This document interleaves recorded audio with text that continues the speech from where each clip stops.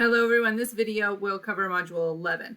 This may be just a little bit of a longer video because there's a lot of stuff going on in this module. It's really important that you're paying attention to the deadlines. There are some internal deadlines for this module that you need to meet in order to actually complete the assignments. If you don't meet those internal deadlines, there's a chance that you just won't get points for these assignments. They're not ones that you can really make up late. So let me just show you what's going on here. Basically, this module is for revision. So we are just gathering more feedback on your rough draft. So in the previous module, Module 10, you wrote a rough draft and you submitted it to me.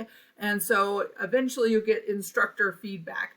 What you're going to do now is take that same rough draft and you're going to submit it to the online writing lab and to our peer edit.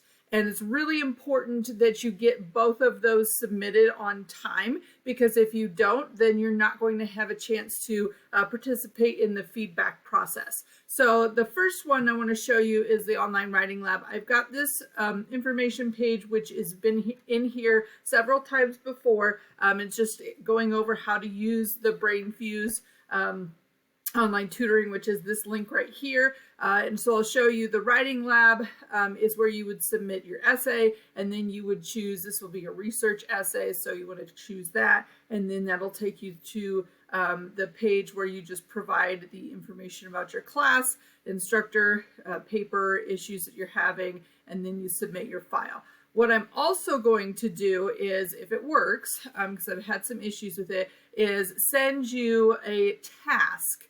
And it will come through your inbox over here, through your Canvas inbox, and it will be a notification that a task has been set up for you, and you'll just click on that and it will bring up a screen that just has all that information filled out for you. So this page right here, all of the information on the form, I fill out all of that except for these areas that you might want some information and then or some additional help with, and then obviously you have to attach your own document and submit it, but I have all this other stuff filled out for you, so it's just a little bit easier. And when I set up the task, then I can see who has completed the task, who has submitted their draft, that kind of thing.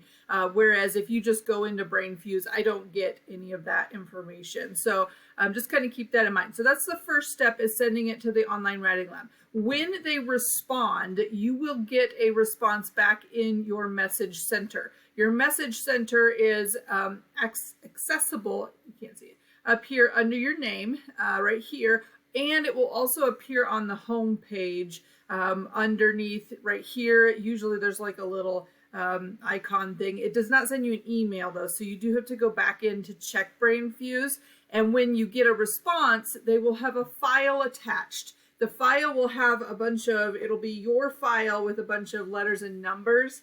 And then you're going to take that file and start assignment and submit it here. And what it'll be is a form with information filled out by the writing lab. So it just some kind of overview, like general ideas for you. And then it will be, if you submit your paper as a DocX or a Doc or an RTF, then they will also have your paper underneath it with some inline feedback. So some specific suggestions for areas that can be improved. So that's what you're going to submit here. You do not submit just your essay here because it only goes to me. You have to use the BrainFuse tutoring link or the task that goes through your inbox.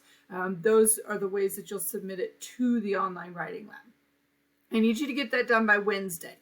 They need 48 business hours to respond, so they'll need it all day Thursday and all day Friday in order to respond. However, you just wrote a rough draft, okay? You wrote the rough draft for Module 10. You can submit that same rough draft as soon as you're done here and you submit it here also. That way they have plenty of time to respond to you, and you have plenty of time to look over their response. If there's an issue with what you sent them, they can't open your file or whatever, the earlier you submit it, the more likely you'll be able to figure out what went wrong and be able to correct it. So that's one assignment. The second assignment is this peer edit. this gets even more complicated. We are using the Canvas peer editing tool, which is a fabulous tool for peer editing, but is a little bit more complicated to use. So the first thing I want you to do is access the resources in there about peer editing and kind of what's expected for you. So there's a page in the textbook about peer evaluation and some questions to kind of think about as you go through your peer edit. I want you to be using these resources because I do expect a good solid peer edit. That is one of the major outcomes for the class, and so we want to make sure that you have a good opportunity to complete this. So once you're ready, you're going to submit your essay. So that's the first step, is getting your essay actually submitted. Until your essay is submitted, you can't do anything else for this assignment. So if you do not submit an essay to the peer edit, you will not be able to do a peer edit, okay? And turning in an essay is not what's worth points. What's worth points is actually doing the assigned peer reviews. So you submit your essay, you submit your file by Wednesday, October 30th at 11:59 p.m. At this time, Canvas will take all of the essays that have been submitted. It's like a pool of essays, and it will automatically trade them. And so you will get 2 people's essays showing up right here underneath assigned peer reviews as soon as this deadline passes. Once you have their names, then you can click on their name, and a page that looks like this will pop up. You'll see their file, and you'll see view feedback. Do not click on their file. That only shows you their file. They cannot see any edits that you make if you just click on that. Instead, you're going to click on view feedback. This is the same way that you see any feedback in the class. So feedback from me, and then also how you'll see feedback from your peers. And you expand it is the easiest way to look at it. You can zoom in and out if you have trouble seeing it, but then you have access to all these editing tools up here. My favorite is the bubble comment because it just gives a little comment on the side. And then also puts your name on there so I know who is making comments. If you can type text in here if you want, but it's just going to show text. It's not going to show who put that comment. There's a highlighter, which is super useful if you want to color code it, you can do one color is going to mean one thing and the other color is going to be another thing. So you can really get into, you can draw on this to show, areas where they might need improvement. You can do a lot with these editing tools and really make it something that will actually help them to improve their essay. So what are you looking for in a peer edit? You're looking for errors that you see, ones that should be obvious.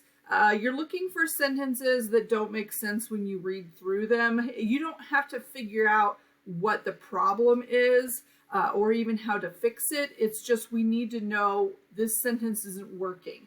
Like maybe there's a word missing. Maybe they just wrote it wrong. Doesn't matter. Highlight it, mark it somehow, let them know. You're looking for missing content. So if you notice that they don't have very many sources cited or they have a whole section with no sources, put that comment in there. You're looking for, is it easy to read through? Are they missing any context? Is there any words that could be better defined? Is there any spot where you feel like more research could be added? All of those things are areas that you want to be looking at as a peer. So once you're done with that, as soon as you hit exit, these comments will save automatically. So that's the first part of the peer edit. The second part is actually filling out the rubric. And so up here it will say show rubric, and I can't show you what it will actually look like because I'm not doing a peers assignment right now, but it'll pop up like this, and you'll be able to click on needs improvement or no issues for each category. And you'll also have the option to leave a comment. So if there are no issues, you're fine. You can leave it like that. But if you click on needs improvement, you're expected to leave some feedback, leave a comment on why or how that area could be improved. At the bottom, it'll give you the opportunity to save it or post it or something.